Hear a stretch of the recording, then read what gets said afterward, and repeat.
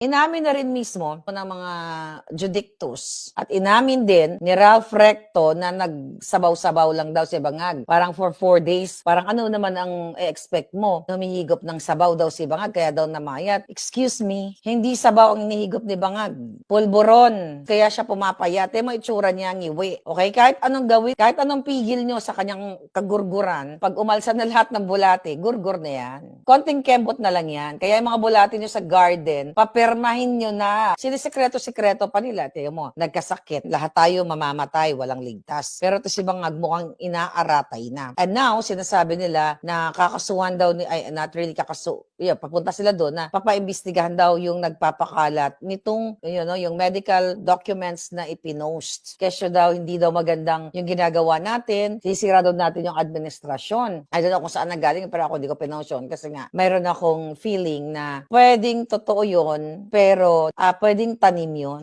Mahilig kasi ang mga bangag na nagtatanim ng mga documents. Kaya dapat, kailangan nyo talaga bago i-post, make sure na yung puting ahas is legit. Kaya nga sabi ko, 50-50 ako doon. Whatever, anong palusot ng mga hangag, ay may sakit si Bangag. Kitang-kita na namamayat siya at ang mga bulati gumagapang na sa kanya. Kahit anong gawin niyang pilit niya, kunyari, nagpapalakas siya, dahil nga sirang-sira na yung katawan niya dahil sa, hindi nga natin alam, sabi ko yung bototitis niya, baka kumalat na, yung kanyang pagsingot, since birth. Damihan niyo pa yung mga bulate na magperma. Si Bonjing Remulla, hindi rin nagpapakita. Feeling ko, ang mga bulate ay ginagapang na siya. Imagine mo, gumapang lahat ng mga bulate, si Bonjing, tapos si Bangag, di ba fiesta tayo? Konting kembot na lang yan. Dapat i-manifest. Di ba binida-bida ni John Vic na, si Zaldico, nakita na namin, may nagtimbre sa amin na nasa Portugal, nasa gated community daw. Niyayabang niya yung kanilang mga intelligence. Ay napahiya siya. Na kesyo, si Zaldico daw ay nasa Portugal. So nalaman na nasa Sweden si Zaldico. So ibig sabihin, palpak itong si John Vic Remulla saan napupunta yung intelligence fund nila.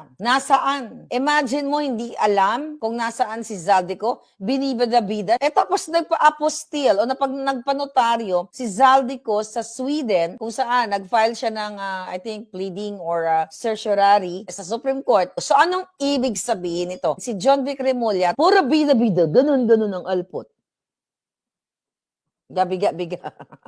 Kasi nangangarap maging presidente yan. Kaso lagi siyang nasusunog. Hindi napahiya. Ibig sabihin, hindi reliable. Etong Remulla na to, di ba? Puro sila hula-hula. Hindi nila ginagamit yung pera, yung pondo ng bayan para talaga hulihin yung mga dapat nilang hulihin. Puro yabang. O recently, may inulat ang Rappler na napag-alaman na mayroong 455 million na property si Tambaloslos, si Martin Tambaloslos sa Spain, na kung saan recently lang nakuha during Bangag administration. Kita niyo yung mga development ng istorya. Bakit si Romualdez ayaw tutukan ng ombudsman ng Bangag administration? Alam niyo na kung bakit. Siyempre, mag-anak sila at magkakasabwat. Ngayon, ang niyayabang na si John Vic, dapat isoli ni Zaldico yung $1 billion. Yung ninakaw ni Bangag, yung expose ni Zaldico, ninakaw ni Lisa Tanas, ni Sandro, ni Tambaloslos, bakit ayaw mo ipasole, ha? John Vic? So si Zaldico lang ang magsusole. Sa inyo nakatago, gigil na gigil kayo, naglabas ka na naman ng statement na,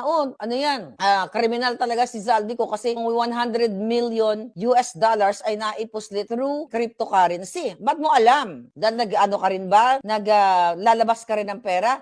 Through crypto. Si Bangag, saan nilabas ang pera? Sa buli niya. Ngayon, gusto niyong panagutin si Zaldico na nag-expose sa inyo, sa amo mo John Vic. Pero si Bangag at ang pamilya niya at lahat ng mga kongresista, 18 senators actually yung pinangalanan ng mga Diskaya, and the other kongresistang magnanakaw at mga senador, ayaw nila imbestigahan na may mga malalaking properties. Itong si Tambaloslos sa Amanpulo, sa Spain, worth 445 million pesos. Ayan, inulat ng Rappler pangalan. At based on sa kanilang investigation, meron daw 445 million na property itong si Tambaloslos dito sa Soto Grande na sobrang mahal na community. Ang sinasabi dito na yung mansyon sa Spain ay binili noong January 2024 ng isang company na nagngangalang Cecil Property. So ito daw yung Cecil Property ay in-establish nila like days before binili yung mansyon. Ngayon, ang sinasabi dito sa report na kahina-hinala kasi parang yung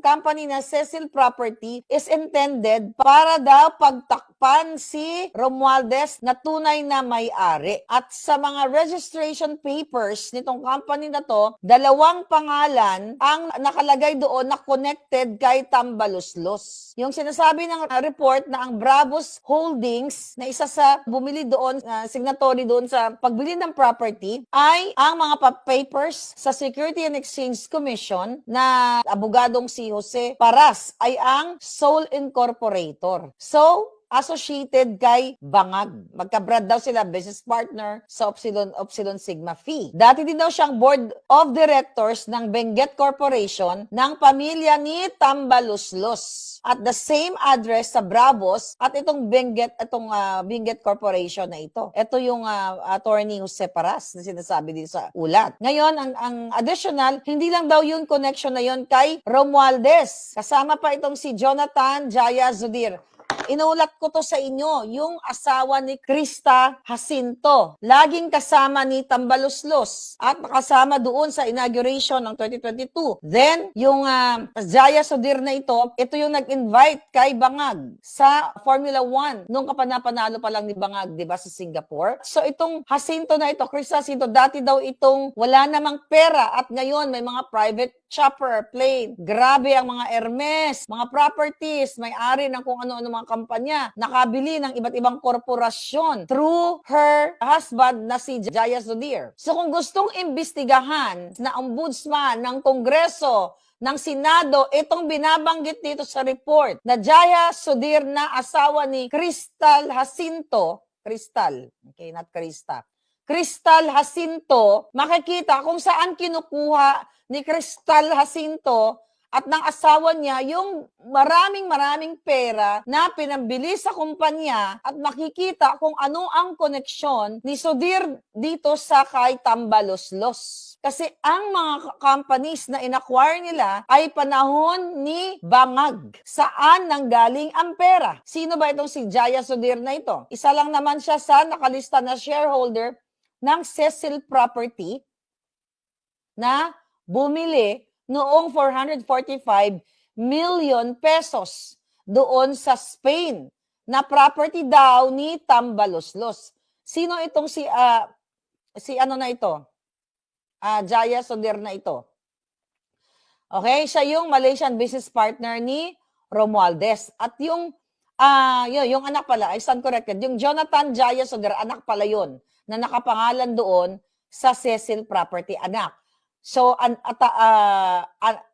anak si Jonathan, ang tatay niya ay si Jaya Sudir. Ito yung jowa o asawa ni Crystal Jacinto na naka-acquire ng napakaraming properties during Bangag administration. Pinapakita sa report na ito na konektado kay Tambaloslos itong mga nabanggit na mga pangalan na nakalagay doon sa registration, sa documents ng property na na-acquire sa Spain. 445 million. Tapos ngayon tahimik-tahimik sa Tambaloslos. Ang dididiin, mga diskaya o yung mga contractor. Tinga pa lang, yung mga nakuha ng mga contractors, tinga pa lang sa mga nakuha ng Bangag. At itong si Jaya Sudir na ito, di ba? Mga kababayan, ayun na nga, again, asawa ni Crystal Jacinto na nagmamayari ng Contis, Wendy sa Pilipinas. Okay? Dapat imbestigahan saan ba nanggaling ang pera nila. Bakit bigla-bigla? Diba? Bakit bigla-biglang bumili si Tambaloslos at hindi pa, meron pa siyang property sa Amanpulo. Ayaw imbestigahan ni Bangag. Doon lang sila nagsisettle sa mga what? Mga contractor. Although kailangan susugin ang lahat ng mga nagnakaw sa bayan. Pero yung mga malalaking involved, Katulad ni Tambaluslos, yung mga foreigners na kanilang mga business partners, okay, na ginagamit nilang dummy to acquire that property sa iba't ibang bahagi ng mundo, ayaw imbestigahan. Itong si Romualdez ay dapat imbestigahan lahat ng mga properties na bagong acquire sa panahon ni Bangag.